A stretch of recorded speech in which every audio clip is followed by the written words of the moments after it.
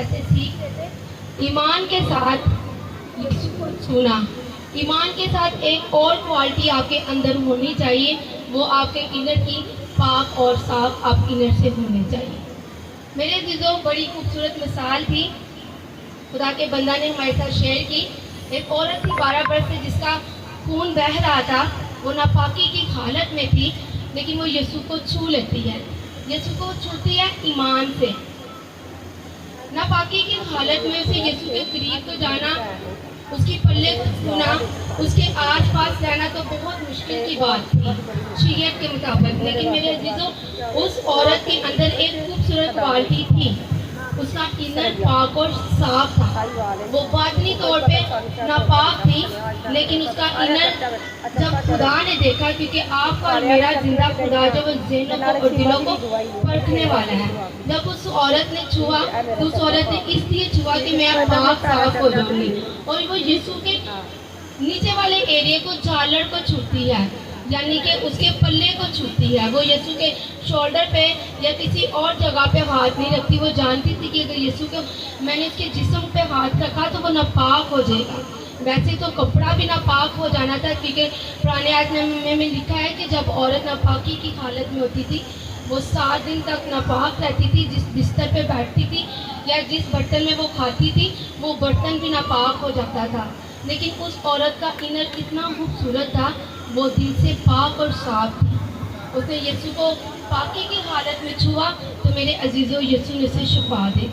मेरे अजीज़ों, जो वो कहता है कि मुझे किसी ने छुआ है, तो यीशु को शागिर्द कहते हैं कि आका, उस्ताद, आपके ऊपर लोगों की बहुत ज़्यादा भीड़ है जो को इधर से गिर रही है, उधर से गिर रही है, किसी ने आपको छू लिया होगा। लेकिन जिंदा पाक खुदा फरमाते हैं कि किसी ने मुझे अपनी शिफा को हासिल करने के लिए छुआ है। हालेलुया! कितनी खूबसूरत बात है। मेरे और आपके आका को, मेरे और आपके निजात दहिंदा को इस चीज़ का पता चल जाता है कि हम किस नीयत से उसके हजूर आए हैं। मेरे अजीजों, वो औरत पाक थी, उसका दिल पाक था, उसका जहन पाक था। आज हमने भी गौर करना है कि आज हम उसकी बारगाहों में किस हालत में बैठते हैं। अपनी बदनी नापाकी को मत सोचें। मेरे अजीजों में जब मैं इस बात पे गौर कर रही थी, सोच रही थी, तो इसकी डेप्थ पे जब मैं गई तो मेरा दिल नहायत ही शुक्र गुजारी से भर गया। मैंने कहा, खुदावन तेरा शुक्र करती हूँ, तूने हमें इन कुर्बानियों से आज़ाद कर दिया। वो लोग जब नापाक होते थे, वो कुर्बानी के लिए जानवर, परिंदे भी लेके आते थे, उन्हें भी वो ज़िबा करते थे, लेकिन उसके बावजूद वो 7 दिन नापाक ही रहते थे। वो 7 दिन के बाद पाक होते थे। लेकिन आज हम सच्चे दिल से, ईमान के साथ, दिल के अंदर गैर किसी गुनाह को रखते हुए खुदावन के सामने आ जाते हैं, तो खुदावन हमें कबूल कर लेता है। बहुत से लोग कहते हैं, मैं शिफा नहीं पा रहा, मैं बहुत और मुश्किलों में अंदर ही अंदर जा रहा हूँ, मैं औलाद नहीं पा रहा, मैं कारोबार नहीं हासिल अच्छे तरीके से, उसमें सरफराजी नहीं हासिल कर रहा, मैं दुनियादारी में नहीं आगे बढ़ रहा, रूहानी ज़िंदगी में नहीं आगे बढ़ रहा। तो मेरे अजीज़ों, उसकी सबसे बड़ी बात यह है कि हमारा इनर पाक नहीं होता, क्योंकि यीशु पाक है। पुराने नामे में वो कहता है हारून से, तो इन लोगों से कह देते तेरा खुदा पाक है और तुम भी पाक बनो। हमने यीशु की मानत, खुदा की मानत पाक बनना है। जब यीशु को अपने अंदर उतार लेंगे तो मेरे अजीज़ों, हम पाक हो जाएंगे। खुदा के पाक कलाम में लिखा, गुनाह तो, गुस्सा तो करो, गुनाह ना करो। यानी जब आप किसी के साथ बोलते हो या आपको गुस्सा आता है, आप मुँह से कुछ बोल तो लेते हो, कोई बात नहीं, लेकिन आप उसे दिल में मत बात करोगे। उस दिल को निकाल दें और अपने जहन के अंदर एक डिलीट के बटन को हमेशा ऑन रखें। जब आप अपने जहन के बटन में डिलीट के बटन को ऑन नहीं रखते, तो मेरे अजीज़ों, आप खुदा से दूर तक दूर हो जाते हैं। सोचिए, अगर आपके मोबाइल को कुछ अर्से बाद आप अपने मोबाइल की गैलरी को, चैट को क्लीन नहीं करेंगे तो वो हैंग होना शुरू हो जाएगा, वो स्टॉप हो जाता है।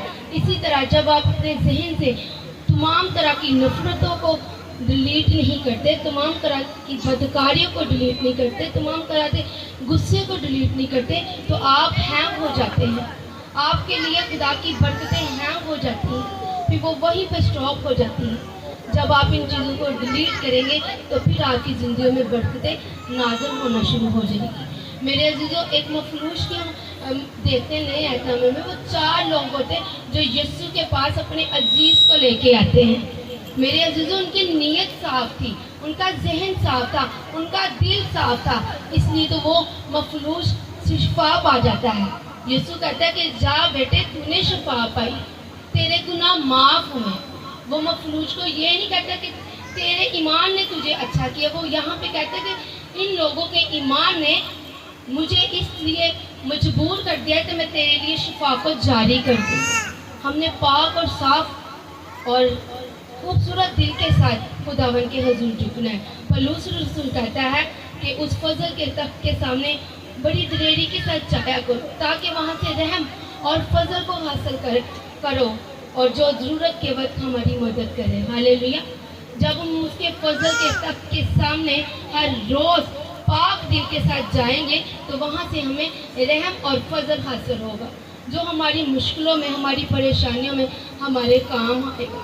میرے عزیزوں، خداوند کے حضور اگر اپنی برکتوں کو ریسیو کرنا ہے تو خداوند کی مانند محبت کریں، انسانوں جیسی محبت نہیں کرنی۔